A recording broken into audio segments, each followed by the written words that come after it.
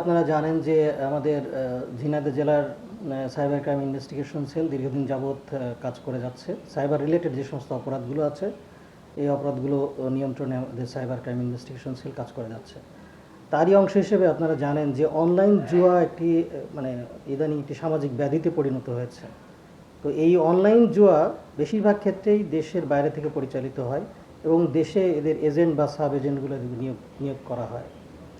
তারই অংশ হিসেবে আমাদের সাইবার ক্রাইম ইনভেস্টিগেশন সেল একটি অনলাইন জুয়ার মাধ্যমে যে প্রতারণা, এই প্রতারণার একটি চক্রের যে হোতা, সেই বাংলাদেশি যে এজেন্ট, সেই এজেন্ট নাম হচ্ছে মেহেদি হাসান ওরফে হাসান, তাকে গ্রেপ্তার করা হয়েছে। এবং বেঙ্গল উইন নামে একটি অনলাইন জুয়ার যে প্ল্যাটফর্ম, সেই প্ল্যাটফর্মটি এই ফিলিপাইন থেকে এটি পরিচালিত হয় এবং বাংলাদেশে এটার এই হাসান হচ্ছে এই বাংলাদেশি এই প্ল্যাটফর্মটার এজেন্ট।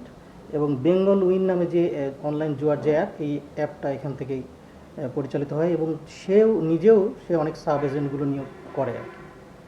তো তাকে আমরা গ্রেপ্তার করতে সক্ষম হয়েছি এবং তার কাছ থেকে আমরা জানতে পেরেছি সেটা ছিল যে ফিলিপাইন থেকে এটি পরিচালিত হয় এবং এই অ্যাপের মাধ্যমে, অনলাইন জুয়ার মাধ্যমে আমাদের যুব সমাজ থেকে শুরু করে আমাদের যে সমস্ত অন্যান্য পরিবার যারা আছে তারা সর্বশান্ত হয়েছে। অনেক ক্ষেত্রে এই প্রতারণারও শিকার হয়েছে।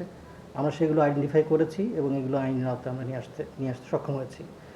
আমরা এই অভিযানগুলো যেটা আছে, এই চলমান অভিযানের চলতে থাকবে এবং অনলাইন জুয়াতে যেন আর কেউ প্রতারিত হয়ে যেন সর্বশান্ত না হয়, সেই বিষয়ে আমাদের যে আইনি পদক্ষেপ যেগুলো আছে এটা চলমান থাকবে।